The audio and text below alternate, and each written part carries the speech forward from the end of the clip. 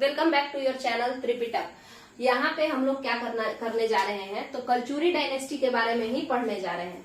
किस डायनेस्टी के बारे में पढ़ने जा रहे हैं? कलचुरी। कलचुरियों के बारे में पहला वीडियो अपलोड हो चुका है। ये लूसेंट सीरीज है आपका। इस लूसेंट सीरीज में हम लोग अच्छे से लूसेंट को डिस्कस करेंगे, ठीक है। लूसेंट को फेंट फाट के, मतलब बाहर से भी उसमें हम और भी कुछ कंटेंट लाएंगे, अच्छे से समझाने का कोशिश करेंगे।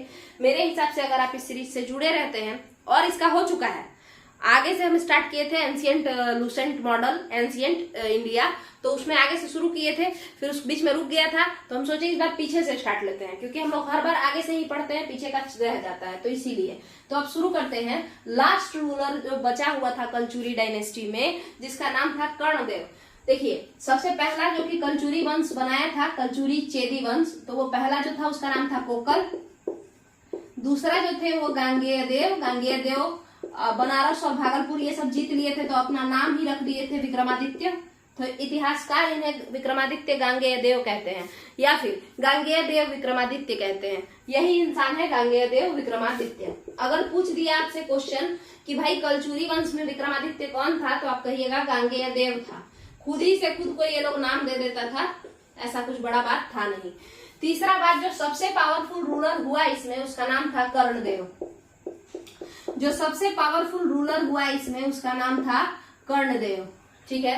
कर्णदेव ने कलिंग पे अटैक किया। कलिंग का रूलर उस समय कोई खास इंसान नहीं था, ऐसे ही था, ठीक है। तो वो कलिंग को जीत लिया और अपना नाम रख लिया त्रिकलिंगाधिपति। कर्णदेव ने, कलचुरी रूलर है ये, कलचुरी चेदी रूलर। चेदी क्या होता है बता चुके हैं, नर्मदा से गोदावरी के बीच के रीजन को पहले चेदी कहते थे, तो वही बात है। तो त्रिकलिंगाधिपति खुद को कहा, ये खुद को ये क्या कह लिया? त्रिकलिंगाधिपति। कर्णदेव ने खुद को क्या कहा? त्रिकलिंगाधिपति, ठीक है। मैंने अधिपति मतलब होता है उसका स्वामी। तो ये हो गया आपका, कलिंग तो जीत लिया, बट उसके बाद ये देखिए, कभी भी वॉर होगा तो पैसा तो खर्च होगा ही। उसके बाद इसका जो झगड़ा हुआ, कलिंग के ऊपर कौन राज कर रहा था, तो उड़ीसा के ऊपर अगर आप जाएं तो उसके बाद बिहार बंगाल वाला रीजन आएगा, है ना। तो उसके बाद बिहार बंगाल का जो रूलर था उस समय, बिहार बंगाल ये सब का जो रूलर था उस समय, अगर उसकी हम बात कर लें तो वो कौन था? वो था नेपाल। नेपाल पाल वंश का शासक था, पाल डायनेस्टी का रूलर था। नेपाल और त्रिकलिंगाधिपति यानी कर्णदेव, दोनों में झगड़ा हो गया। कर्णदेव कौन से वंश का है? कलचुरी डायनेस्टी, कलचुरी चेदी वंश, ठीक है। ये दोनों लोग जम के लड़ा, नेपाल और आपका कौन? त्रिकलिंगाधिपति कर्णदेव, ठीक है। दोनों लोग लड़ा, और लड़ाई ऐसा जबरदस्त वाला हुआ कि इसके बीच में आया एक इंसान, और उस इंसान का नाम क्या था? इंसान का नाम था दीपांकर श्रीज्ञान। दीपांकर श्रीज्ञान, ठीक है। दीपांकर श्रीज्ञान उस इंसान का नाम था, दीपांकर श्रीज्ञान, ठीक है। दीपांकर श्रीज्ञान विक्रमशिला विश्वविद्यालय, विक्रमशिला विश्वविद्यालय कौन बनाया है? धर्मपाल। पाल वंश का धर्मपाल ही विक्रमशिला विश्वविद्यालय बनाया है। दीपांकर श्रीज्ञान विक्रमशिला विश्वविद्यालय में पढ़ाते थे, वहीं पे वो रहते थे, पढ़ाते थे। वो एक बौद्ध भिक्षु थे। दीपांकर श्रीज्ञान कौन थे? एक बौद्ध भिक्षु थे, जो कि विक्रमशिला विश्वविद्यालय में पढ़ाया करते थे। यानी किसके यहाँ से, मतलब किसके इलाका में वो पढ़े? पाल वंश के नेपाल के इलाका में। क्योंकि विक्रमशिला विश्वविद्यालय, विक्रमशिला यूनिवर्सिटी कौन बनाया था? दीपांकर धर्मपाल, पाल वंश का धर्मपाल, और उसी के खानदान में आगे नेपाल हुआ, तो नेपाल के ये करीबी होंगे दीपांकर श्रीज्ञान, ठीक है। नेपाल के करीबी थे। और यहाँ पे कर्णदेव, ठीक है। इन दोनों को वो समझाएं कि देखो, आपस में झगड़ा करने से कोई फायदा नहीं है। नेपाल भी एक अच्छा रूलर है, और कर्णदेव तुम भी एक अच्छे रूलर हो। दोनों लोग आपस में क्या कर लो? संधि कर लो, ठीक है। ट्रिटी कर लो भाई, ट्रूस कर लो भाई, मान जाओ एक दूसरे का बात, है ना। और थोड़ा बहुत मिला जुला के काम करो, लड़ाई मत करो, ठीक है। तो जब नेपाल और कर्णदेव में झगड़ा हुआ तो समझौता करवा दिया। कौन समझौता करवा दिया? दीपांकर श्रीज्ञान। दीपांकर श्रीज्ञान ने समझौता करवा दिया। और इसके बाद इन लोगों ने समझौता में क्या किया? तो समझौता में नेपाल का लड़का था विग्रहपाल, नेपाल का लड़का था विग्रहपाल, और कर्णदेव की लड़की थी यवनश्री। कर्णदेव की लड़की थी यवनश्री। इन दोनों का शादी करवा दिया। ठीक है, विग्रहपाल और यवनश्री का शादी हो गया और इस तरीके से दीपांकर श्री ज्ञान बिचवान बन गए और नेपाल और कर्णदेव समधी बन गया। दोनों लोग झगड़ा छोड़ दिया, अपने बेटा बेटी का शादी कर दिया। नेपाल का लड़का था और कर्णदेव की लड़की थी। इससे आपको एक बात तो समझ में आ गया होगा कि कर्णदेव भले ही कितना भी ज्यादा काबिल रूलर था, बट कहीं ना कहीं इस लड़ाई में कर्णदेव हार रहा होगा। क्यों, ऐसा हम क्यों कह रहे हैं? क्योंकि आपको अच्छे से पता है कि पुराना जमाना में जो सोसाइटी का जो माइंडसेट था वो पेट्रियार्कल माइंडसेट था, और पेट्रियार्कल माइंडसेट के अकॉर्डिंग अगर कर्णदेव जीत रहा होता तो वो नेपाल की लड़की से अपने बेटा का शादी करवाता।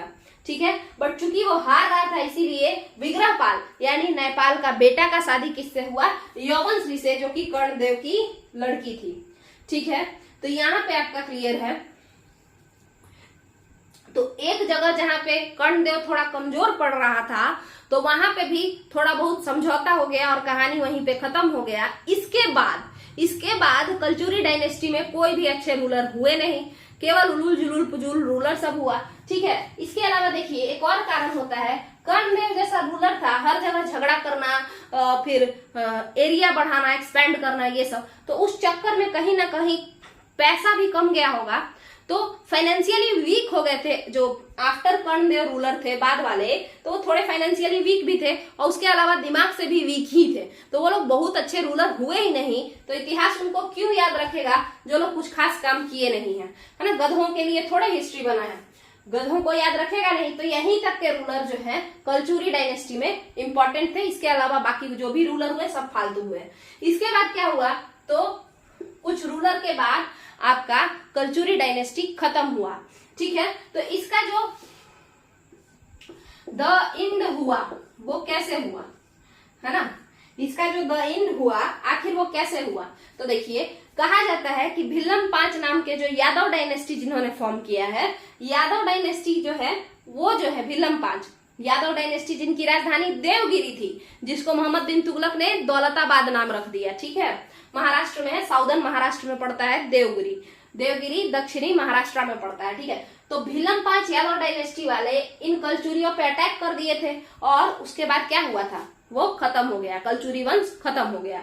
यहीं पे हिस्टोरियन का ऐसा मानना है कि यादव डायनेस्टी के लोगों ने ही इस पे अटैक किया था और कलचुरी वंश खत्म हो गया। वैसे आप बताइए कि यादव डायनेस्टी जो है वो कौन से वंश से निकला था? तो चालुक्य कल्याणी से। क्लियर है, तो बाकी का जो है कलचुरी डायनेस्टी कंप्लीट होता है। आप लोग इसको देखने के बाद लूसेंट को देखिए, उसको अच्छे से समझने का कोशिश कीजिए, उससे तो ज्यादा ही कंटेंट यहाँ पे है, अच्छे से बताया गया है।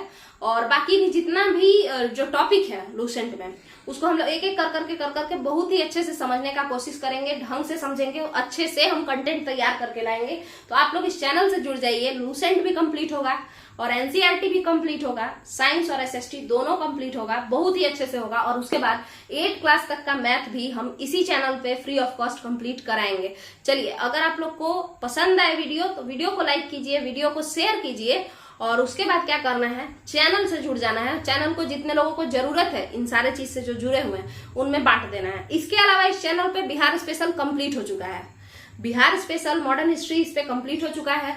फिर बिहार स्पेशल का ज्योग्राफी चल रहा था, अभी रुका हुआ है, उसको भी हम आगे कंप्लीट करेंगे।